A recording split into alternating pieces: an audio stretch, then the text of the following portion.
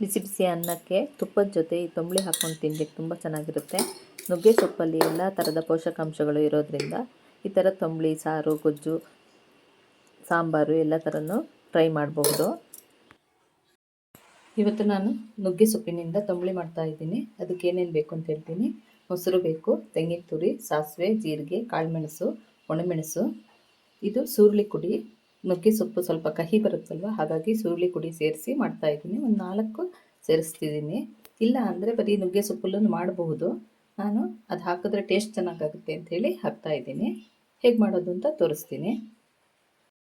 ಸುರುಳಿ ಕುಡಿಯನ್ನು ಸ್ವಲ್ಪ ಹೆಚ್ಕೊಳ್ತೀನಿ. ನುಗ್ಗೆ ಸೊಪ್ಪು ಚಿಕ್ಕದಾಗಿರುತ್ತೆ, ಅದನ್ನು ಹೆಚ್ಚೋದು ಬೇಡ. ಸುರುಳಿ ಕುಡಿಯನ್ನು ಸ್ವಲ್ಪ ಚಿಕ್ಕದಾಗಿ ಹೆಚ್ಕೊಳ್ತೀನಿ, ಬೇಗ ಆಗಲಿ ಅಂತ ಹೇಳ್ಬಿಟ್ಟು. ಸಾಕು ಇಷ್ಟಾದರೆ. ಒಂದು ಬಾಣಲಿ ತಗೊಂಡು ಒಂದು ಅರ್ಧ ಸ್ಪೂನಷ್ಟು ತುಪ್ಪ ಹಾಕ್ಕೊಳ್ತಾ ಇದ್ದೀನಿ. ತುಪ್ಪ ಕರಗಿದ ಮೇಲೆ ಸ್ವಲ್ಪ ಸಾಸಿವೆ ಹಾಕ್ಕೊಳ್ತೀನಿ. ಒಂದು ಅರ್ಧ ಸ್ಪೂನಷ್ಟು ಜೀರಿಗೆ ಹಾಕ್ಕೊಳ್ತೀನಿ. ಜೀರಿಗೆ ಸ್ವಲ್ಪ ಈ ತಂಬುಳಿಗೆ ಕಡಿಮೆ ಹಾಕ್ಕೊಳ್ಳೋದು, ಯಾಕೆಂದರೆ ಜೀರಿಗೆಯಲ್ಲೂ ಸ್ವಲ್ಪ ಕಹಿ ಅಂಶ ಇರುತ್ತೆ. ನುಗ್ಗೆ ಸೊಪ್ಪಲ್ಲೂ ಕಹಿ ಇರುತ್ತಲ್ವ, ಅದು ಜಾಸ್ತಿ ಆಗುತ್ತೆ ಅಂತ ಹೇಳಿಬಿಟ್ಟು ಕಡಿಮೆ ಹಾಕ್ಕೊಳ್ತಾ ಇದ್ದೀನಿ. ಒಂದು ಮೆಣಸು ಹಾಕ್ಕೊಂಡಿದ್ದೀನಿ. ನಾನು ಎಲ್ಲ ತಂಬುಳಿ ಮಾಡುವಾಗ ಜೀರಿಗೆ ಮತ್ತು ಕಾಳುಮೆಣಸು ಮಾತ್ರ ಉಪಯೋಗಿಸ್ತಾ ಇದ್ದೆ. ಇದಕ್ಕೆ ಸಾಸಿವೆ ಮತ್ತು ಮೆಣಸು ಹಾಕ್ಕೊಂಡಿದ್ದೀನಿ ಒಗ್ಗರಣೆ ಮಾಡುವಾಗ. ಇದು ಟೇಸ್ಟ್ ಚೇಂಜ್ ಆಗಿರುತ್ತೆ. ಇದಕ್ಕೀಗ ಬಿಡಿಸಿರೋ ಸೊಪ್ಪು ಹಾಕ್ಕೊಳ್ತೀನಿ. ನುಗ್ಗೆ ಸೊಪ್ಪು ಮತ್ತು ಸುರುಳಿ ಕುಡಿಯನ್ನು ಹಾಕ್ಕೊಳ್ತೀನಿ.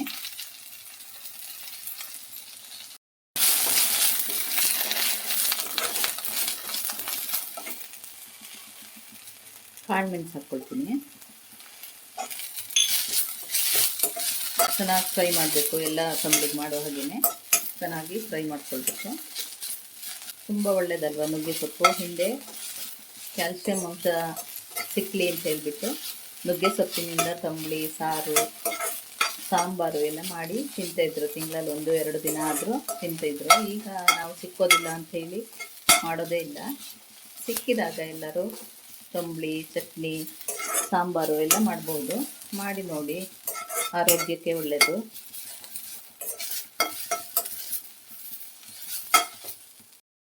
ಇದು ಚೆನ್ನಾಗಿ ಹುರ್ಕೊಳ್ಬೇಕು. ಹಸಿ ಇರುವಾಗಲೇ ಮಾಡಬಾರ್ದು, ಅದು ಹಸಿ ವಾಸನೆ ಬರುತ್ತೆ ಮತ್ತು ಕಹಿ ಹೆಚ್ಚಾಗಿರುತ್ತೆ. ಚೆನ್ನಾಗಿ ಹುರ್ಕೊಂಡ್ರೆ ಕಹಿ ಅಂಶ ಕಡಿಮೆ ಆಗುತ್ತೆ. ಈಗ ಇದಕ್ಕೆ ತೆಂಗಿನ ತುರಿ ಹಾಕ್ಕೊಳ್ತಿದ್ದೀನಿ. ಸ್ವಲ್ಪ ಸಾಕು ತೆಂಗಿನ ತುರಿ.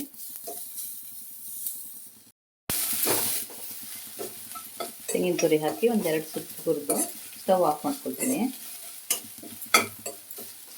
ತಂಬುಳಿ ಟೇಸ್ಟ್ ಚೆನ್ನಾಗಾಗುತ್ತೆ ಅಂತ ಹೇಳಿಬಿಟ್ಟು ನಾನು ತೆಂಗಿನ ತುರಿ ಹಾಕಿ ಹುರ್ಕೊಳ್ತಾ ಇದ್ದೀನಿ. ಸಾಕು, ಸ್ಟವ್ ಆಫ್ ಮಾಡ್ತೀನಿ. ಇದು ಆರಿದ ಮೇಲೆ ರುಬ್ಬಿ ತಗೊಳ್ತೀನಿ.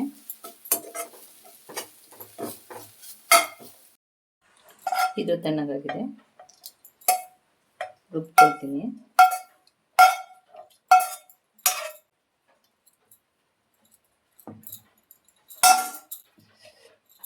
ಸ್ವಲ್ಪ ಮೊಸರು ಹಾಕ್ಕೊಳ್ತೀನಿ. ಮೊಸರು ಇಲ್ಲ ಮಜ್ಜಿಗೆ ಯಾವುದಾದ್ರೂ ಉಪಯೋಗಿಸ್ಕೊಳ್ಬೋದು. ಉಪ್ಪು ಹಾಕ್ಕೊಳ್ತೀನಿ ರುಚಿಗೆ ಬೇಕಾಗುವಷ್ಟು. ಇದನ್ನ ರುಬ್ಬಿ ತರ್ತೀನಿ. ರುಬ್ಬಿದ್ದಾಗಿದೆ. ಇದನ್ನು ಒಂದು ಬೌಲಿಗೆ ಹಾಕ್ಕೊಳ್ತೀನಿ. ಬೇಕಿದ್ದರೆ ನಾನು ಸ್ವಲ್ಪ ಮಜ್ಜಿಗೆ ಸೇರಿಸ್ಕೊಳ್ಬೋದು. ನೀರು ಹಾಕೋದು ಬೇಡ.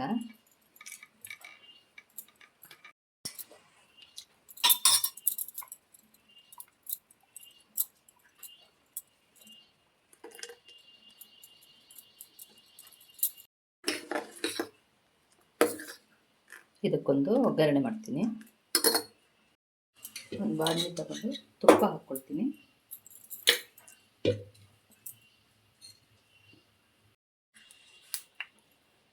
ತುಪ್ಪಕ್ಕಾದ್ಮೇಲೆ ಸಾಸಿವೆ, ಜೀರಿಗೆ ಹಾಕ್ಕೊಳ್ತೀನಿ.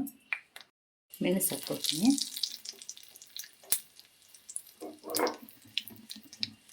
ಈ ಥರ ತಂಬುಳಿಗಳು ಮಾಡಿ ತಿನ್ನೋದು ಒಳ್ಳೆಯದು. ಕ್ಯಾಲ್ಶಿಯಮ್ಮು, ವಿಟಮಿನ್ನು ಎಲ್ಲ ಮಾತ್ರೆ ತಿನ್ನೋ ಬದಲು ಆಗಿಂದಾಗೆ ಈ ಸೊಪ್ಪೆಲ್ಲ ಸಿಕ್ಕಿದ್ರೆ ತಂಬುಳಿಗಳನ್ನು ಮಾಡಿ ತಿಂದರೆ ಒಳ್ಳೆಯದಾಗುತ್ತೆ. ಕರಿಬೇವಿನ ಸೊಪ್ಪು ಹಾಕ್ಕೊಳ್ತೀನಿ. ಸ್ಟವ್ ಆಫ್ ಮಾಡ್ಕೊಳ್ತೀನಿ.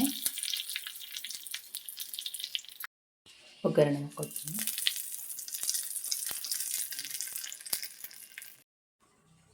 ನುಗ್ಗೆ ಸೊಪ್ಪಿನ ತಂಬಳಿ ರೆಡಿಯಾಗಿದೆ.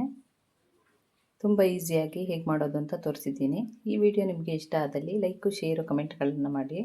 ಸಬ್ಸ್ಕ್ರೈಬ್ ಮಾಡದೇ ಇರೋರು ಸಬ್ಸ್ಕ್ರೈಬ್ ಮಾಡಿ. Thank you.